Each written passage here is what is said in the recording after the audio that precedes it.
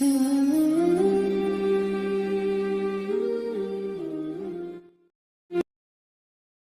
قاری طیب صاحب اور علماء دیوبند پر گفتگو کی سیریز کا 13واں حصہ ہے۔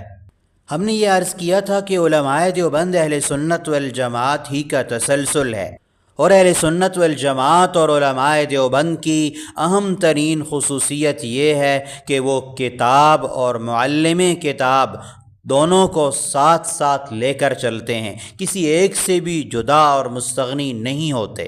یہاں اسی بات کی مزید وضاحت مقصود ہے۔ آسمانی مذہب کی تشریح اور کتاب کی وضاحت میں انسان کی جو ضرورت اور اہمیت ہے، شخصیت اور معلم کی جو افادیت ہے، اس پر ہم بات کر چکے۔ تاہم اس میں ممکنہ طور پر ایک یہ نقصان تصور کیا جا سکتا ہے کہ لوگ انسانوں کی تعظیم، ان کی عقیدت اور ان کے احترام میں اتنا آگے چلے جائیں کہ ان کو خدا کا مقام دے دیں اور انسانوں کو اربابا من دون اللہ قرار دیں، اپنے مشائخ اور اولیاء کے سامنے اسی طرح جھکنے لگ جائیں جیسے خدا کے سامنے جھکا جاتا ہے، اور اپنے بزرگوں کو دین میں آمر مطلق سمجھنے لگ جائیں۔ یہ انتہائی خطرناک صورتحال ہے۔ جب انسان کی عقل سلب ہو جاتی ہے، وہ غور و فکر کو چھوڑ دیتا ہے، وہ لکیر کا فقیر بن جاتا ہے اور دوسروں کا سایہ بن کر انہی کے ساتھ چلتا رہتا ہے۔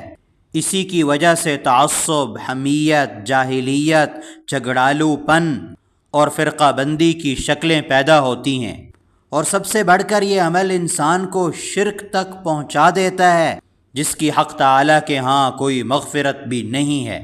یہود و نصارہ نے یہی کچھ تو کیا، حضرت مسیح اور حضرت عزیر کو والعیاذ باللہ خدا کا بیٹا قرار دیا۔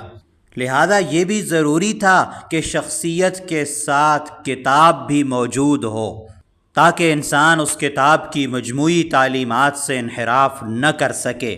لہذا ان دونوں چیزوں کو جمع رکھنا اور ان میں اعتدال سے کام لینا ضروری ہے۔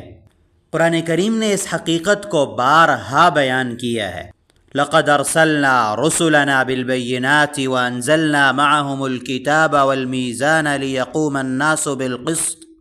ہم نے پیغمبروں کو کھلے کھلے احکام دے کر بھیجا، اور ہم نے ان کے ساتھ کتاب کو اور ترازو کو نازل کیا تاکہ لوگ اعتدال پر قائم رہ سکیں۔ اس آیت میں انبیاء کے بھیجنے کو پہلے ذکر کیا، کتابوں کے اتارنے کو بعد میں ذکر کیا، کیونکہ کتابوں کے لیے پہلے شخصیت کا موجود ہونا ضروری ہے۔ انسانی تاریخ میں کبھی بھی ایسے نہیں ہوا کہ خدا تعالی نے قوم کی ہدایت کے لیے ان دونوں چیزوں کو نہ بھیجا ہو یا ان کی ترتیب نہ بنائی ہو، یعنی انسان موجود ہوں اور ان کے پاس کتاب بھی نہ ہو اور معلم کتاب بھی نہ ہو، یا کتاب تو ہو معلم کتاب نہ ہو، یا معلم موجود ہو مگر ان کے پاس کتاب نہ ہو۔ لہذا اس آیت میں امت مسلمہ کے لیے بھی دونوں چیزوں کو جمع کر دیا گیا۔ لقد من اللہ علی المؤمنین اذ بعث فیہم رسولا من انفسہم یتلو علیہم آیاتہ ویزکیہم وَيُعَلِّمُهُمُ الْكِتَابَ وَالْحِكْمَةَ وَإِنْ كَانُوا مِنْ قَبْلُ لَفِي ضَلَالٍ مُبِينٍ۔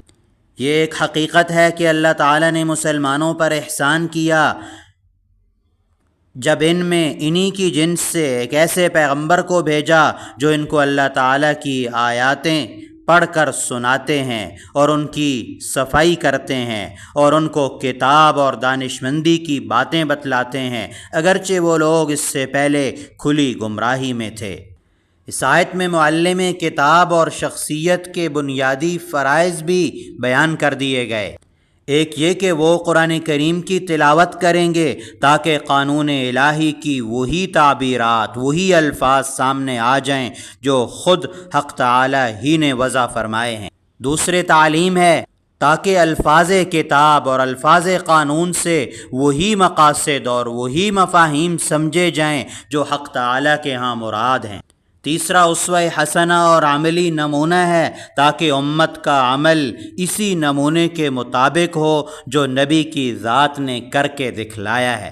اور چوتھا یہ کہ نفوس کا تزکیہ کیا جائے تاکہ ان میں وہ صلاحیت پیدا ہو کہ وہ خدا کے مراد کو اور اس کے کلام کو سمجھ سکیں۔